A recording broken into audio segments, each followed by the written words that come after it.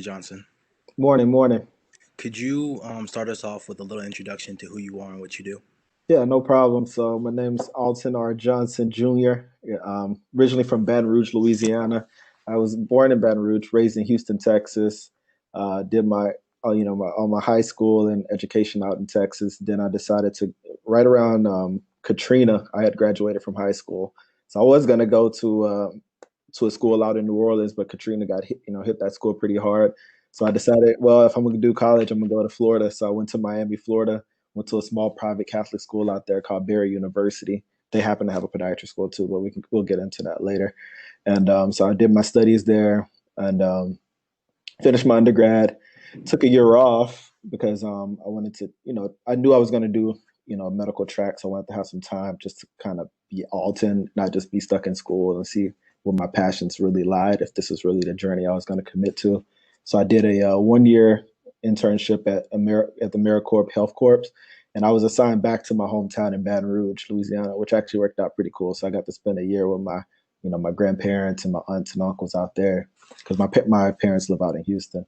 So I did a 1 year internship there, but there is where I kind of got into the passion of podiatry. So when I was an undergrad, I mean, I used to have friends that was in the podiatry program, and I just to be like, you guys are just doing foot, just clipping toenails, things like that. So I was really not, that big of an interest because I really didn't even know what it was. So I decided when I got appointed to the Health Corps, AmeriCorps Health Corps in Baton Rouge, I was working at an HIV clinic and multi-specialty center, but it's mostly HIV patients. So they had a dentist there, they had a podiatrist there, infectious disease, primary care, even OBGYN for their deliveries.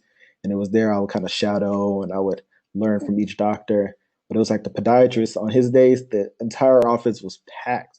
And I was like, dude, I'm gonna go shadow this guy. And I just hung out with him and he kind of, showed me the ropes. We did a couple of procedures and, everyone was kind of happy and they all enjoyed all those the high risk patients that he was taking care of.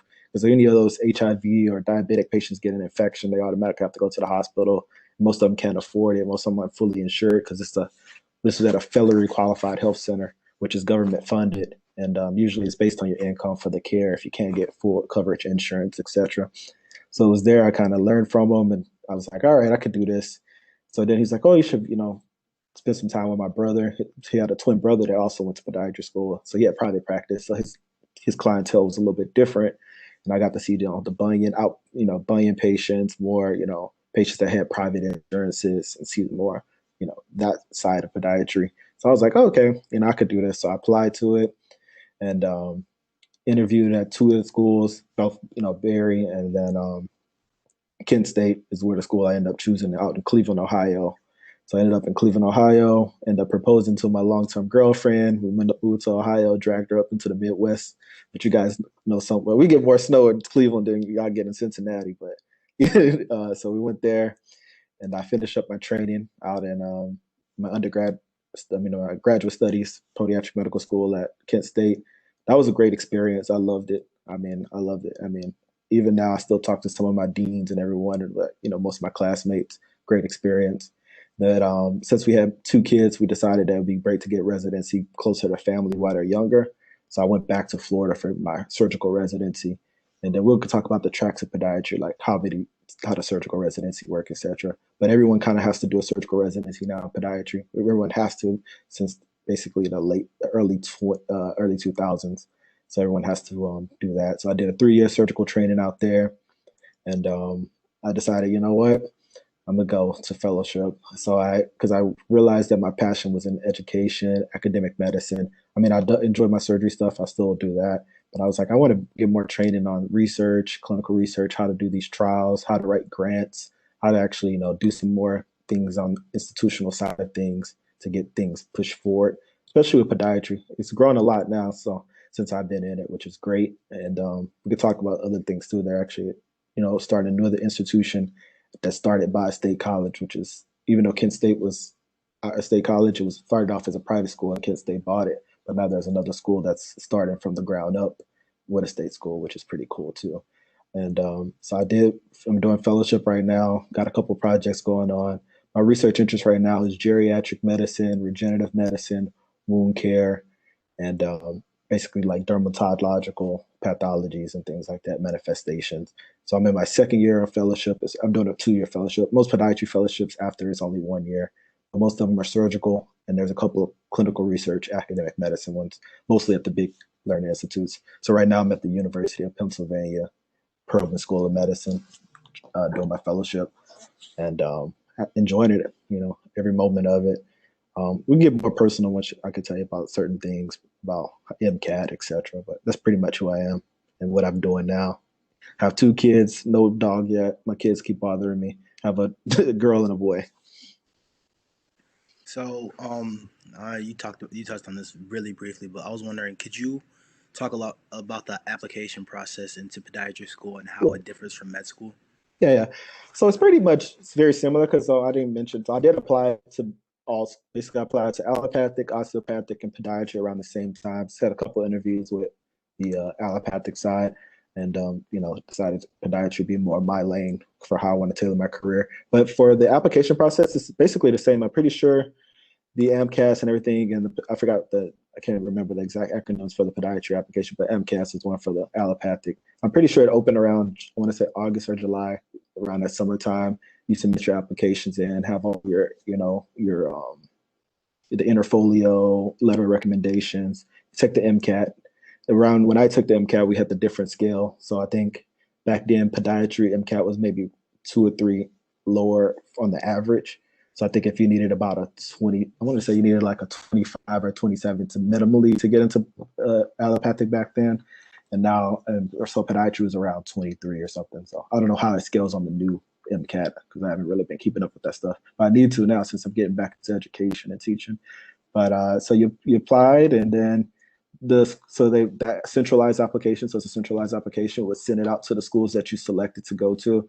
I think I applied to mainly the ones on the coast, and then Kent State because Kent State had a good reputation. It's one of the oldest podiatry schools in the U.S. I think the one in New York is the oldest one, then the one in California, and then there's 2 in California now, and then the one in Midwest. But I applied to Temple, which is in Philadelphia, Berry, Kent State, and then the ones in the East, the West Coast. But by the time I had heard back, I had already interviewed at several of them, and I made my decision to just go to Kent State, and because I liked the Midwest, it was fun. So I kind of was sold on the school, had a great environment. As far as the application process, pretty parallel. I mean, I think there's no secondary for podiatry, which was good, so you don't have to pay that extra cost per school.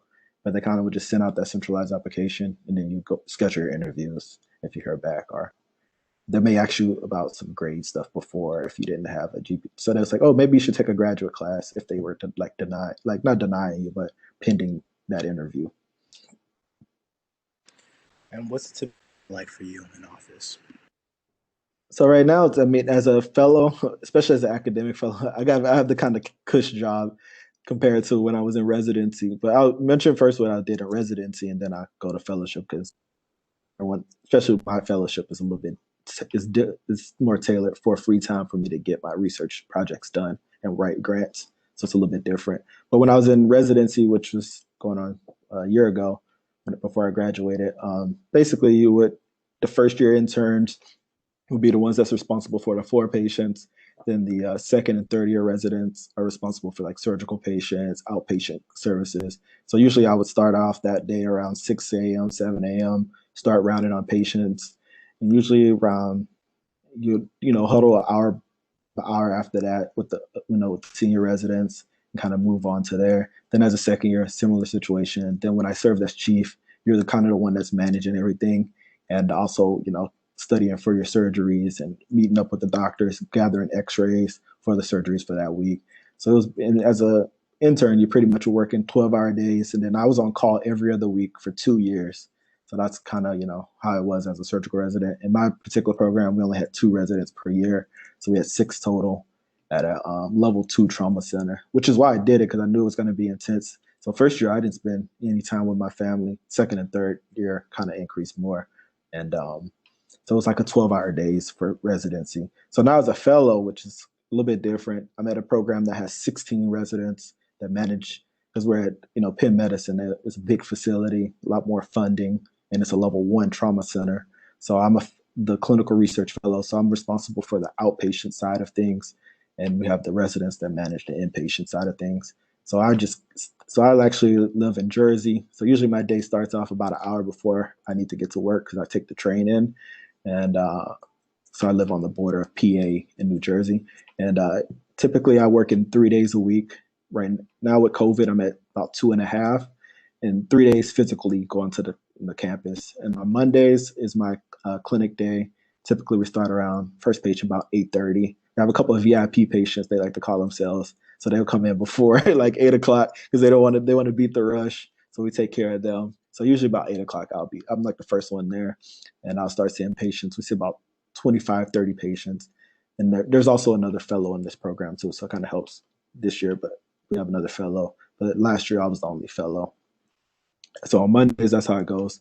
Then Tuesdays and Thursdays are my wound care days, and that's the great stuff because then you have a wound care nurse to help you do the wound care side of things. I don't know if I mentioned. So usually, I forgot to mention on Monday, my day ends around about 4 o'clock is the last patient. So just send about 25 to 30 patients around there, and it's basically you get your everyday working people, and then plus we're in Penn Presby, so we're also in a little bit more urban area, so you get a lot of diabetic patients come in, diabetic foot care, even patients who probably should be in the ER, they'll kind of come in. So you either have to send them over, call the resident to come get them type thing, send them over. So usually that day ends from 8 to 4. But and I don't have to take call as the clinical fellow either, which is great, which is part of the reason I could sell that to my wife when I agreed to more years of training instead of a full contract. So that was part of it. And on Tuesdays, like I said, I go to wound care. We do so depending on the day it is, but basically most clinicians who do wound care don't usually do a full day unless, maybe there's, I'm sure around the country there's some that do a full day. But most time you do half day shifts because typically other specialties share that same facility and the same nurses. So usually do a half day. So first patient's around 8 o'clock and the last patient's around noon. But you see a lot of patients then. So like I said, it's in 25, 30. There you see about 16 to 18 in the morning. But it's quicker because you have a wound care nurse that comes in the room with you, and he or she knows their stuff. So you can kind of you take care of the patient, do your debridement on the wounds, and the wound care nurse knows what dressings to put in based on what you tell them, and they're pretty quick, so you can see more patients. So and wound care is my thing, and I love it. So I see that, and then so half day on a Tuesday, then Wednesday it's basically the same thing that I did on Monday, see 25, 30 patients. And then Thursday, another half day of clinic. And then Friday is my dedicated research day. And sometimes we'll have, since I'm doing the surgical side of things, it's trained already in surgery. Sometimes if it's a patient that I worked up in wound care or something like that, I'll go assist those cases. And especially if it's a patient that I have a, rapport with. So if they end up having a case that, they had an infection earlier that week, I'll go in. And typically our surgery days are on, well, now with COVID, it's basically Fridays, but before it was Thursdays and Fridays. But with COVID, we had to change it up a little bit. And it's basically the similar how it was full scale for us with COVID. We haven't really changed too much, but that's kind of how it goes. Now, I'm a clinical research fellow, so I'll make sure the pre-meds know that's not how all fellows are. Some of them work maybe 2 or 3 times harder than they did in residency, depending on what specialty or fellowship they chose. Could you touch a little bit of the demographic of podiatrists? Because I know for doctors, it's like 5% African American, Yeah. like 18% Asian, and 56% white. So could you talk about the demographics, at least from what you've seen, or any statistics that you know of, and why you think there is a need for more diversity in fields such as podiatry? Okay. Yeah, so I think our numbers is about similar when it comes to podiatry. I have to get the exact numbers. So we actually just had we're a part of the National Medical Association too. Now we're in the podiatry section, which is basically the association that kind of encourages diversity for MD, DO, and now for DPMs. So now we're in that organization. So I was actually at the virtual conference last week. I have to speak to the president for the NMA podiatry section part. I think he's a chair. I guess he can call himself the president. He used to be the president for when it was separated, but now we're combined. So he's the chairman for that division. And I can get those exact statistics. I bet you he knows exactly how many, but I'm pretty sure it's about the same. It may actually be less because for a while, podiatry was only a white male dominated field. And it was, it was just that way it was, almost like dentistry. It just kind of was that thing. That's how it was, because those guys who went to those schools was mainly like in the Midwest, New York, and then the West Coast. But now it's more integrated. Now that there's more schools opening around the country, there's 9 podiatry schools, and now there's about to be a 10th one out in Texas, and that's the one I was saying that's starting there. That'll be a part of the University of Texas system out in the Valley, and that's how it goes. But it's about the same, I would say. For maybe actually be a little bit less, because when I'm in my school, we have one of the largest classes out of all the 9 schools. We had 125 people. For black males, I'm pretty sure there was only 2 other gentlemen that were, black males. Then there was a little bit more black females. I would say at least 5 or 6 of them. So 5 or 6 black females in that, group. And for Hispanic in my class, I want to say there was only maybe 3, both male and female, for Hispanics. So even less representation, which is why that school out in Texas is going to be in the Valley, to try to increase the Hispanic presence in podiatry, because of the prevalence of diabetes amongst African Americans and Hispanics. And it was about the same. And yeah, it's definitely. I think, what was the second part of the question? I think you had a second part. The second part was, why do you think there's a need for more diversity Yeah, in yeah. Okay. podiatry? Yeah. So definitely, so I kind of hit on that inadvertently, but yeah, so there's definitely a need because of the patient population. I mean, in my area, I'm in Philadelphia. I practice in Philadelphia, and I'm in West Philadelphia, which is predominantly African American, Hispanic community, and all of the providers there, right now are, white males, and there's a couple of white females that, that's in those practices. But that's kind of how it is. I don't think there's any, for attending wise. I'm trying to think if there's any black males. I don't think so, or even black females. And think about it. I'm telling you, maybe 90% of the patients in that particular locations, in that area of the city. And I'm just saying, not just from our practice, but from the demographic of podiatrists that's treating from other groups at that particular hospital. That's kind of what's going on. So I definitely think there is a need for diversity for that. Only because, not that I think medicine as a whole has done better with the trust for minorities, for both Hispanic side and for, African American side. But the fact of more, patient relations, kind of just understanding the patients a little bit better.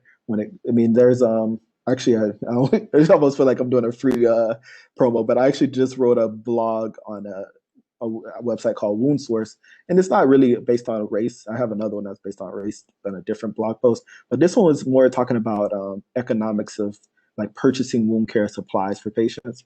And it's kind of like, we got to realize, some of these patients are on fixed incomes, or some of these patients are unemployed. We got, these expensive dressings that we're ordering for these patients, and they can't even afford it if they don't have the proper insurance, or they're underinsured to even, get this wound healed. And we're, telling them, oh, you should have this dressing changed 3 or 4 times a week. And they're like, doc, I don't even have enough, for, to feed my family, things like that. And so those things are a little bit relation, because, luckily for me, I did have a diverse background growing up, where I had friends in all spectrums of socioeconomic status. So I kind of understand certain things, but depending on what that background of that person comes from, they might not truly understand it. And I think diversity will, allow that. And it's kind of needed. I mean, you don't have to be more like affirmative action type thing, but it needs to be encouraged. Otherwise, you kind of lose those patients, and kind of, especially when you're messing with, limbs and limb salvage, patients that can lose their legs or lose their life based on, misunderstanding or miscommunication, or not really understanding what's going on. I just think representation is definitely, for healthcare, is very important. I mean, and that's it.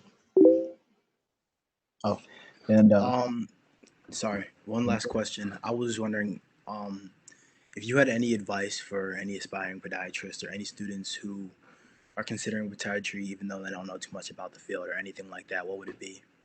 So, I mean, first I would tell them, reach out to any podiatrist. I mean, don't be afraid. I mean, don't like, even if you're, Hispanic or, African American, reach out to any cohort, whether they're Asian, Caucasian, any cohort. If you tell them you're interested in the field and they're a podiatrist, they definitely will, do it. So even if it's back in your hometown or back in Cincinnati, you know, that's they'll reach out, or you can just contact me directly. I have a couple accounts. Still, you guys will get the information from your coordinators on how to reach out to me. Y'all can find out, and I can find someone in the city that can, take you guys in for more questions on how podiatry works and everything, and what exactly do we do. Because I have friends that, literally travel around with the NBA basketball teams, and he's a podiatrist doing, biomechanical assessments and orthotics. Another guy that works with the NFL teams doing the similar situations, and in MLS teams. Another guy that's on the track, U.S. track and field Olympic teams doing the assessments. So it's very diverse. So you got sports medicine, you got a guy like me who does diabetic limb salvage and wounds. So it's very diverse, and I think I would say keep an open mind with podiatry, and big, especially with, if you look, diabetes, we're way behind the curve with diabetes. Speaking of COVID-19, if you look at the studies with obesity and diabetes just for COVID-19, the outcomes of those patients are very poor. So even from a podiatry standpoint, we've been doing more amputations with patients with those comorbidities that have COVID. So even if they survive COVID, they're coming out, with amputations of the, partial amputations of their foot, or even below knee amputation of the leg due to complications and, infarcts and everything coming from the complications of COVID-19. So I would just say keep a very, open, diverse mind when you're a pre-med student. Even if it's, I looked at everything when I was a pre-med. I looked at optometry, I looked at allopathic, osteopathic, because sometimes you'll get that, that tunnel vision of just wanting to do just, MD, MD, MD, MD. But it's there's other things out there, to still get the same type of, salary, same, I know a lot of people, especially pre-meds, are very ego, big in the ego, but the notoriety, because I know some people, that's why some people do it, which is fine. But everyone has the motives to why they want to get a goal accomplished and still be able to provide for your families and everything. Dr. Seltzer, do you have any questions?